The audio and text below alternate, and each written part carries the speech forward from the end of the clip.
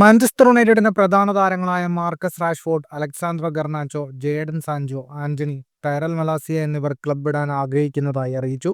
Manchester World reporter Rich Fay വെളിപ്പെടുത്തിയ വിവരമനുസരിച്ച് ഈ 5 താരങ്ങളും ഈ സമ്മർ ട്രാൻസ്ഫർ ജാലകത്തിൽ ക്ലബിൽ നിന്ന് പുറത്തു പോകാൻ ഉദ്ദേശിക്കുന്നു. റാഷ്ഫോർഡ് കഴിഞ്ഞ സീസണിന്റെ 2ാം പകുതി അസ്റ്റൺ വില്ലയിൽ ലോണിൽ കളിച്ചിരുന്നു. മാനേജർ റൂബൻ അമോറിയുമായുള്ള അഭിപ്രായ വ്യത്യാസങ്ങളും ടീമിന്റെ മോശം പ്രകടനവും താരത്തിന്റെ ക്ലബ് വിടാനുള്ള തീരുമാനത്തിന് കാരണമായി. 27-കാരനായ ഇംഗ്ലണ്ട് ഫോർവേഡിന്റെ 10ാം നമ്പർ ജേഴ്സി പുതിയ സൈനികനായ മത്തേസ് കുഞ്ഞയ്ക്ക് നൽകിയതും റാഷ്ഫോർഡിന്റെ പുറത്തുപോക്കിന്റെ സൂചനയാണ്. 21-കാരനായ അർജന്റൈൻ വിങ്ങർ ഗർനാച്ചോ കഴിഞ്ഞ സീസണിൽ 58 മത്സരങ്ങളിൽ നിന്ന് 11 ഗോൾ നേടിയെങ്കിലും യൂറോപ്പ ലീഗ് ഫൈനലിൽ ടോട്ടനത്തിനെതിരെ പകരക്കാരനായി മാത്രം കളിച്ചതിനെ തുടർന്ന് സോഷ്യൽ മീഡിയയിൽ അതൃപ്തി പ്രകടിപ്പിച്ചിരുന്നു.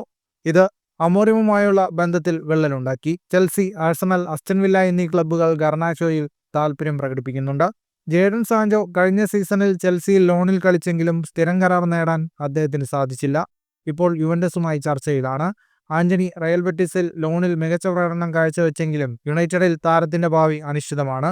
ടൈറൽ മലാസിയ പരിക്കിനെ തുടർന്ന് PSV ഐന്തോവനിൽ ലോണിൽ കളിച്ചു. എന്നാൽ യുണൈറ്റഡിന്റെ പദ്ധതികളിൽ ഇനി ഉൾപ്പെടുന്നില്ല.